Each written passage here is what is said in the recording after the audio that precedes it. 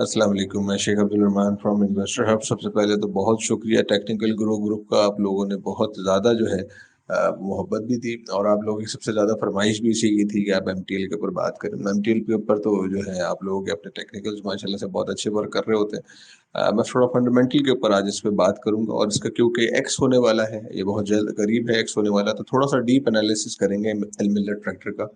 दो तीन चीजें हम इस वॉइस क्लिप में सुनेंगे, समझेंगे कि सबसे पहले तो उसके फाइनेंशियल स्टेटमेंट्स वगैरह को देखते हैं, तो उसके बाद इसकी थोड़ी सी हिस्ट्री के ऊपर बात करते हैं और इसके फिर आगे फाइनेंशियल रिस्क वगैरह के ऊपर बात करते हैं और फिर एंड में समझते हैं कि इसको लेना चाहिए या नहीं लेना चाहिए, इसके ऊपर क्या स्ट्रैटेजी होनी चाहिए। नंबर्स के ऊपर बात स्टार्ट करते हैं। देखिए, सबसे पहले हम डिस्कस करते हैं 2020 को और 2021 को। मैंने जो उसके तमाम नंबर्स देखे, उसमें जो सबसे वर्स्ट ईयर जो था वो 2020 और जो सबसे बेस्ट ईयर है मिलर ट्रैक्टर की हिस्ट्री का वो 2021 है। सबसे पहले हम 2020 और 21 को समझ लें, फिर हम 22 को डिस्कस करते हैं और फिर हम फर्दर आगे चलते हैं। लेकिन 2020 के अंदर जो है, मैं मोटा मोटा फिगर उठाऊंगा ताकि आसान, जो बंदा नहीं भी समझते इन चीज़ों को, उसको आसानी से समझ सके। 2020 के अंदर जो सेल्स थी, जो कंपनी ने अपने ट्रैक्टर बेचे या दूसरी सर्विसेज वगैरह को जो ये सेल आउट करता है, वो थी नियर अबाउट 22 अरब 94 करोड़, 23 अरब आप लगा सकते हैं। 23 अरब रुपए की ये सेल्स थी इनकी, जो 2021 में बढ़कर 44 अरब हो गई। 22 का डबल 44, तो आप 100%, नियरली 100% का रिटर्न इसको अंडरस्टैंड कर सकते हैं कि इसने अपने सेल्स के अंदर दिखाया, क्योंकि 2020 इनका वर्स्ट ईयर था, 2021 इनका बेस्ट ईयर था। ठीक है, इसके बाद इसके ग्रॉस प्रॉफिट पे बात करते हैं। ग्रॉस प्रॉफिट जो इन्होंने कमाया वो 2020 के अंदर 4 अरब 24 करोड़ का था और जो 2021 में जो इनका बेस्ट ईयर है उसमें 9 अरब 27 करोड़ का था। ये तकरीबन 118% का जंप मारा अपने वर्ड से बेस्ट की तरफ उन्होंने। इसके बाद फाइनली हम बात करते हैं प्रॉफिट आफ्टर टैक्स का। प्रॉफिट आफ्टर टैक्स इन्होंने अपने वर्स्ट ईयर में 2 अरब 15 करोड़ रुपए का कमाया और जो 2021 में इन्होंने 6 अरब, नियरली 6 अरब, 5 अरब 78 करोड़ है, नियरली 6 अरब रुपए का इन्होंने कमाया, जो 168% का तकरीबन जंप बनता है 2020 के मुकाबले में। ये मैंने आपको मोटे मोटा फिगर 2020 और 21 का बताया कि आप थोड़ा समझ सकें कि वर्स्ट ईयर से बेस्ट ईयर की तरफ जो इनकी परसेंटेजेस गई हैं, वो ग्रॉस प्रॉफिट की जो है वो 118% है, जो इनकी प्रॉफिट आफ्टर टैक्स की है वो 168% है, और जो सेल्स की फिगर है वो तकरीबन तकरीबन नियर अबाउट 100% के करीब इन्होंने सेल्स में जंप मारा। अब हम बात करते हैं 2022 की, कि 2022 में, क्योंकि वर्स्ट ईयर 2020, बेस्ट ईयर 2021, अब 2022 में क्योंकि बेंचमार्क सेट कर दिया इसने 2021 में, तो उससे कितनी बेहतर परफॉर्मेंस दिखाई। 2022 के अंदर जो है इन्होंने अपनी सेल्स कर दी 53 बिलियन की। जो 2021 जो उनका बेस्ट ईयर था वो 44 अरब के नियर थी, तो उसको 53 कर दिया, यानी कि 10 अरब का इजाफा सेल्स में किया।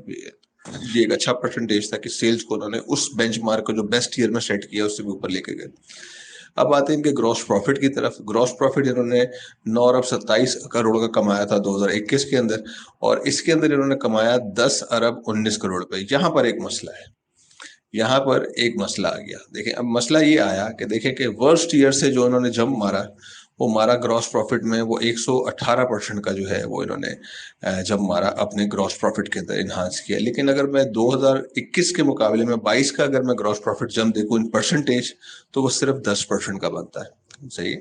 तो ये यहाँ पर आके जो है वो कहानी थोड़ी सी सुस्त रफ्तार हुई कि आप पहले अगर 2019 का, जिसका मैंने जिक्र नहीं किया, उसके मुकाबले में देखें तो 28% आपका गिरा हुआ था, वहां से आपने जंप मार के 128% अपने आप को बहुत बेहतर किया, और फिर आपके पास जो नेक्स्ट ईयर आया है उसमें आप सिर्फ 10% ही की ग्रोथ आपके ग्रॉस प्रॉफिट के अंदर आई। उसके बाद मैं प्रॉफिट आफ्टर टैक्सेशन की बात करूं तो देखें, प्रॉफिट आफ्टर टैक्सेशन जो था वो 5 अरब 78 करोड़ का बेस्ट ईयर जो 2021 का है उसमें गुजरा, और इसके अंदर जो है उनका 5 अरब 42 करोड़ का है, यानी कि 6% प्रॉफिट, नेट प्रॉफिट 2022 का टिल डेट, आज की डेट में वॉइस नोट जो मैं बना रहा हूँ तब तक का जो डेटा अवेलेबल, उसके अंदर 5 अरब 42 करोड़ का तक का नफा आया, जो 6% डिक्लाइन की तरफ चला गया। अब यहाँ पर मिलर ट्रैक्टर को थोड़ा सा और डीपली एनालाइज करते हैं, उनके पे आउट के हिसाब से, उनकी ईपीएस के हिसाब से, उनके पे आउट रेशो के हिसाब से। मैं पे आउट रेशो पर थोड़ी सी देर बात करना चाहूंगा, फिर मैं थोड़ा सा आगे चलूंगा। अच्छा, देखिए, तीन तरह की कंपनीज होती हैं। देखें, एक वो कंपनीज होती हैं जो बिल्कुल भी आपका डिविडेंड नहीं देती, वो अपनी तमाम की तमाम इनकम जो भी वो कमाती हैं अपने आप को री इन्वेस्ट कर देती हैं अपने बोल सिस्टम ग्रोथ के अंदर। सही है। तो और इस तरह से वो कैपिटल गेन तो उनके शेयरों में मिल जाता है, लेकिन वो अपने पैसे को वापस री इन्वेस्ट करती हैं। ये कंपनी के फ्यूचर के लिए तो एक तरह से बहुत अच्छा होता है, लेकिन इन्वेस्टर्स के लिए इतना ज़्यादा फायदेमंद नहीं होता। जो डिविडेंड वगैरह खाने के लिए, डिविडेंड बोनस वगैरह के मामलात में रहते हैं, तो उनके लिए उनको तो कुछ भी नहीं मिलता, कैपिटल गेन की बदले में उनको फिर कुछ मिल जाता। इसी तरह दूसरी कंपनीज होती हैं जो मॉडरेट होती हैं, यानी कि वो कुछ पैसा रिटेन करती हैं, कुछ पैसा पे आउट की शक्ल में देती हैं। इसकी परसेंटेज कम ज़्यादा हो सकती है, कोई 60-40 करता है, कोई 40-60 करता है, कोई 30-70 करता है, कोई रिटेन करता है सब कुछ। और तीसरी वो कंपनीज होती हैं जो 100% पे आउट रेशियो देती हैं, यानी कि 80%, 90% पे आउट रेशियो देती हैं, और sometime out of limit percentage देती हैं। अब जो मोस्ट लाइकली केस में लोगों को समझ ये आता है, जो आसान मैं लेमन लैंग्वेज में बंदों से बात करूं जो नहीं समझते, कि जो बहुत ज्यादा हाई पेयर रेशो वगैरह दे रही है वो तो बहुत अच्छी कंपनी हो गई, ठीक है, और जो सबसे बुरी कंपनी हो गई वो तो देती ही नहीं है। सही, तो देखेंगे ये कहानी ऐसी नहीं है। जो कंपनी नहीं देती तो चलो उस पर तो हम बात कर सकते हैं कि ठीक है, उस पर तो बात की जा सकती है कि भाई वो नहीं देती, उसको देना चाहिए, उसको थोड़ा परसेंटेज बढ़ाना चाहिए, कुछ करना चाहिए। लेकिन जो कंपनियां 100% पे आउट रेशियो देती हैं वो अच्छी हर केस के अंदर नहीं होती। इस वजह से वजह ये है कि कंपनी अपनी ग्रोथ के लिए, अपनी एक्सपेंशन के लिए कुछ भी रिटेन नहीं कर रही है अपने पास, कुछ भी अपने पास नहीं रख रही। और जो उसके अंदर तीसरी मैंने बात की कि आउट ऑफ लिमिट, एक होता है कि हफ्ता मोस्ट परसेंटेज यानी कि 100% दे रही है, 90%, 90%, एक आउट ऑफ लिमिट जब जाके दे रही है, ये तो और ज्यादा खतरनाक बात हो जाती है, क्योंकि वो लिक्विडिटी क्रंच का शिकार हो जाती है। तो इस चीज को देखते हुए हम आगे बढ़ते हैं। हाईएस्ट पे आउट रेशियो के ऊपर मैं आपको एक और चीज बताता हूँ कि देखिए, जो कंपनीज माजी में हम मोस्ट लाइकली केसेस देखते हुए आते हैं, वो ये देखते हुए आते हैं कि कंपनी माजी के अंदर बहुत हाईएस्ट पे आउट रेशियो देती है। उसका नुकसान वही क्या करती है कि वो पैसा रिटेन नहीं करती अपनी ग्रोथ और अपने फ्यूचर चैलेंजेस के से निपटने के लिए, और वो पैसा बांट देती है पूरा पूरा 100%, 80%, 90%। इसका नुकसान ये होता है कि जब कोई बुरा वक्त या कोई चैलेंजेस का उनका सामने होता है, तो उनके पास कंपनी का पैसा नहीं होता और कंपनी लॉस पोस्ट करती है बहुत जबरदस्त किस्म का।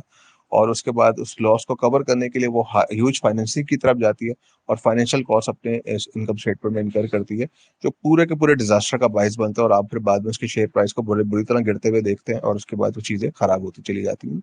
मिलर ट्रैक्टर ऐसा लगता है कि वो शायद उसी नक्शे कदम की तरफ जाने वाला है। उसके आगे क्या वजूहत है वो मैं आपको पहले पे आउट रेशो को थोड़ा समझाऊंगा, फिर मैं आपको थोड़ा सा आगे लेके चलता हूँ। अच्छा, आगे बढ़ने से पहले मैं आपको एक पे आउट रेशो का थोड़ा सा वो एक छोटा सा वॉइस क्लिप बता देता हूँ, मोटा मोटा आप अंडरस्टैंड कर सकें कि ये पे आउट रेशो होती क्या चीज़ है और इसके क्या फायदे नुकसान हैं। देखिए, पे आउट ये होता है कि अगर एक कंपनी ने 1 करोड़ रुपया कमाया साल का, और उसके 1 करोड़ शेयर है, तो पर शेयर आपका जो है वो 1 रुपया ईपीएस आया। और कंपनी ने जो आगे पे किया वो कहलाता है डीपीएस, यानी कि डिविडेंड पर शेयर। तो अगर एक कंपनी ने 1 रुपया कमाया और 50 पैसे डिविडेंड दे दिया, तो ये इसका 50% जो है, ये समझ लिया उसका ईपीएस की नजर हो गया, ये पे आउट रेशियो बन गया उसका। क्या, उसने जो है 1 रुपया कमाया और 50% जो है उसने पे आउट कर दिया। ठीक है, बहुत बेहतरीन है। कई कंपनी 1 रुपया कमाती है, 80 पैसा दे दें तो उसका 80% हो जाएगा पे आउट रेशियो वगैरह, उसका डीपीएस बनेगा 80 पैसे, और जो उसका पे आउट रेशियो बनेगा वो 80% बनेगा। बहुत सिंपल हो गया ये। अब होता ये है कि देखिए, हमारे नज़र के अंदर वो कंपनियां बड़ी अच्छी होती हैं, जो कंपनियां जो है 100% के पे आउट रेशियो दें, 80% का पे आउट रेशियो दें, 90% का पे आउट रेशियो दें। लेकिन ये क्या कंपनीज के लिए अच्छा होता है, इसको समझते हैं। देखिए, कोई भी कंपनी अगर अपना 50%, 60% पे आउट देती है, ये बहुत अच्छा है। लेकिन कंपनी को अपना 30-40% रिटेन करना चाहिए। ये रिटेन क्या चीज़ होती है कि कंपनी ने अगर 100 रुपये कमाए हैं, 50 रुपये बांट दिए और 50 रुपये अपने पास रख रही है, तो ये 50 रुपए वो अपने आने वाले वक्तों में अपने एक्सपेंशन में, अपने ग्रोथ प्लान्स पे खर्च करती है। ये कंपनीज के पास ये पैसा होना चाहिए, ताकि वो सस्टेन रहे, वो आगे के चैलेंजेस वगैरह का सामना करने के लिए उसके पास पैसा मौजूद हो, उसको कर्जे पे इन्हिसार कम से कम करना पड़े, वो अपने पैसों से खेल सके, बहुत सारी ग्रोथ की साइड पे जा सके। तो जो एक इसका परसेंटेज पे आउट रेशो है, वो 60 से 70% बहुत अच्छा है कि कंपनी के पास भी कुछ पैसा रह गया, उसने एक अच्छा पे आउट भी दे दिया, और इवन की 50-60 भी बहुत अच्छा कहलाता है। लेकिन जहाँ पर 100% की बात आती है, तो फिर वहां पर पूरे के पूरे देखिए डायनामिक्स को चेक करना पड़ता है। ये डिफरेंट डिफरेंट सेक्टर्स के हिसाब से, डिफरेंट शेयर्स के हिसाब से, डिफरेंट प्रोडक्ट्स, डिफरेंट कंपनीज के हिसाब से अलग अलग होता है। जहां तक रही ऑटो इंडस्ट्री की बात, तो देखे उसके अंदर मिलर ट्रैक्टर जो है वो एक अलग सा काम करता हुआ आ रहा है। वो ये करता हुआ आ रहा है कि अगर उसकी कमाई 100 रुपए है, तो वो 125 रुपए बांट रहा है, वो 130 रुपए बांट रहा है, 140 रुपए बांट रहा है। इसके बैक एंड पे एक चार्ट पैटर्न की बिल्कुल डिफरेंट कहानी मौजूद है, मैं उस पर नहीं जाता हूँ। लेकिन मिलर ट्रैक्टर के लिए ये बहुत खतरनाक चीज है।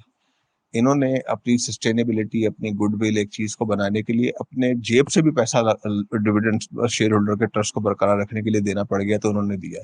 लेकिन एक हद तक तो ये बिल्कुल ठीक था, लेकिन अब के जो सरकमस्टांसेस है, उसके अंदर ये कंपनी के लिए डामाडोल का बाइस बन रहा है।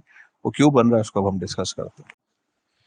किसी भी कंपनीज के लिए 100% का पे आउट रेशो देना एक सवालिया निशान होता है कि भैया ये अगर 100% का पे आउट रेशो दे रही है तो फिर अपने पास पीछे ग्रोथ के लिए क्या रख रही है। ये जो है वो वक्ती तौर का तो कहते हैं ना, इसको आप चांद चढ़ना तो कह सकते हैं, लेकिन ये फिर आगे चल के कंपनी को डेप्थ की तरफ ढकेलती है। जो नॉर्मल प्रैक्टिस से हमने देखा गया है कि वो डेप्थ साइड की तरफ जाती है, अगर वो नहीं जाती तो फिर राइट्स की तरफ जाती है।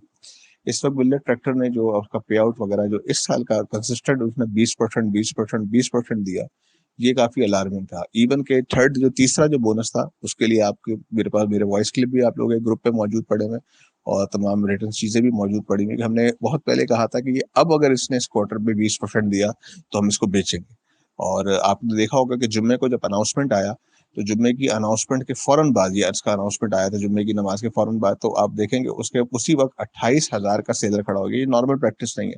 नॉर्मल प्रैक्टिस के अंदर मिलर ट्रैक्टर के अंदर 100 शेयर 200 शेयर 500 शेयर खड़े हुए होते हैं, तो ये 1000 2000 शेयर के हैं। लेकिन 28,000 25,000 ये मोस्ट लाइकली केस नहीं है कि मिलर ट्रैक्टर में ऐसे ट्रेड हो रही हो। तो उसी वक्त 28,000 का सेलर आ गया और कोई लॉक नहीं लगा। तो अब आप देखेंगे ये वही 28,000 का शेयर था जो हमारे ही पैटर्न पे चल रहा होगा, जिससे इस चीज को समझा अंडरस्टैंड किया कि ये अब सही चीज नहीं है। क्योंकि देखिए लगातार किसी कंपनी का लगातार पे आउट देना भी, बोनसेस लगातार हर क्वार्टर के अंदर, ये कंपनी को फंडामेंटल के लिए अच्छा भी नहीं। और वो मसला भी इनका जो सर पे खड़ा हुआ है, जो इनका लिक्विडिटी इशू, जो जनरल सेल टैक्स का इशू, जो इनके लिक्विडिटी इशू क्रिएट कर रहा है, इवन के ये माइनर है, मेजर डेंजर नहीं है इनके लिए, माइनर डेंजर है, लेकिन ये इस कंपनी के लिए अलार्मिंग इसलिए हो गया कि आप ऑलरेडी अपने पे आउट रेशियो को 100% से एक्सीड किए हुए हैं, लिक्विडिटी इशू की तरफ आप जा रहे हैं, डेप्थ आप लेते नहीं है, कर्जा नहीं लेती है कंपनी। ये कंपनी जो है कर्जे से दूर रहती है, जितना दूर से कर्ज लेती है। तो जब आपको लिक्विडिटी इशू एक सीवियर होगा, ऊपर से सैलाब खड़ा हुआ है, तो आप क्या करेंगे? यानी कि फिर आप 100% एक ऑप्शन जो मार्केट में र्यूमर है, मैं इसको कंफर्म नहीं करता, मेरे पास भी सिर्फ न्यूज़ेस है, ऐसा कोई कंफर्मेशन नहीं है कि ये राइट की तरफ जाएगी। तो आप देखें ना कि अगर एक कंपनी राइट की तरफ मिलर ट्रैक्टर को जैसे जाना पड़ गया, तो वो तो उसके तो ये तो मेजर कंसर्न बन जाएगा सरमायादारों का, जो इन्वेस्टर्स हैं मिलर ट्रैक्टर के, उनके लिए मेजर कंसर्न की बात है कि आप मिलर ट्रैक्टर जैसी कंपनी को राइट इशू करना पड़ गया। क्योंकि इसके बाद दो ही ऑप्शन बचेंगे कि या तो ये कर्जे की तरफ जाए, कर्जा ले, या इक्विटी का ऑप्शन यूज करे। तो ये मोस्ट लाइकली केस लगता है ये कि ये वही वाला ऑप्शन यूज करेगी जो माजी के अंदर ये करती भी आई है। तो अगर ये मिलर ट्रैक्टर राइट्स देता है तो ये तो मेजर कंसर्न होगा इसके इन्वेस्टर्स का, और ये एक कदम पीछे हटेंगे इसके इन्वेस्टर्स वगैरह जो है ना इसके अंदर से, कि आप जो है वो राइट की तरफ चले गए सिर्फ और सिर्फ मिस मैनेज की वजह से। तो देखिए ये एक इशू मौजूद है, क्योंकि अभी तक कुछ पता नहीं उनके सेल टैक्स वाले रिफंड का मामले का क्या होता है, और जो लिक्विडिटी इशू है वो उनको राइट शेयर की तरफ ले जा सकता है, जो मिलर ट्रैक्टर के लिए एक खतरे की अलामत है कि वो इससे एतमाद शेक होगा।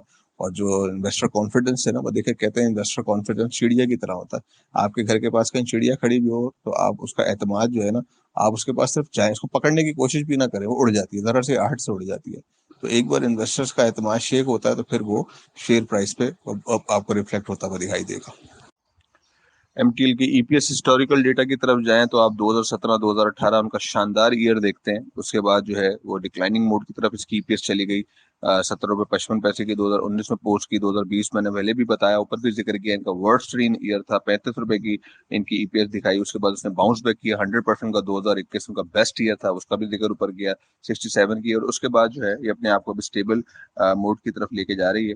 और इस बार 60 रुपए 56 पैसे की इन्होंने जो है अर्निंग पोस्ट की है, जिससे स्टेबिलिटी वगैरह दिखती है। अब मजे की बात आप देखें कि अर्निंग जो है फिर ऊपर देखें, मैंने फिर बार बार बात की है पे आउट रेशो की, देखें अर्निंग इनकी जो है 60 रुपये 56 पैसे की है।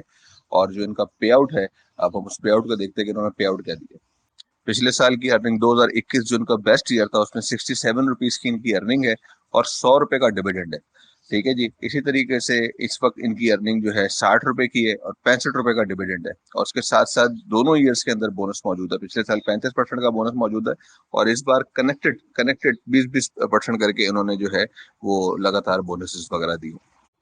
अच्छा, इनकी तमाम फाइनेंशियल्स को देखने के बाद, ईपीएस को देखने के बाद, पे आउट रेशो को, आउट ऑफ लिमिट पे आउट को देखने के बाद, इसके बाद इनके अपने फाइनेंशियल में कंपनी ने जिस चीज का डर का रिस्क का जिक्र किया और उन्होंने बताया कि हमारे को लिक्विडिटी क्रंच का सामना हो सकता है due to general sale tax refund वगैरह के इश्यूज वगैरह की वजह से, इन तमाम के बाद जो है, जो कंक्लूजन की तरफ अगर हम जाएं तो देखिए, हम ये समझते हैं कि अगर ये वाला बोनस जो इस वक्त करंट इसने दिया और ये एक्स होने वाला है, अगर ये एक अपॉर्चुनिटी है, अगर ये एक अपॉर्चुनिटी है, तो हमें इस अपॉर्चुनिटी को मिस कर देना चाहिए। देखिए, इस अपॉर्चुनिटी पे नहीं जाना चाहिए, हमें आफ्टर एक्स जो है वो इसके अंदर एंट्री लेनी चाहिए। आफ्टर एक्स एंट्री इसलिए लेनी चाहिए कि देखिए, हम तो यही इमेजिन करते हैं ना कि अपना बोनस भर देता है, यही यही हमारा पॉइंट है ना कि भैया तुम लेते हो अपना बोनस भर देता है और उसके बाद ये ऊपर आ जाता है।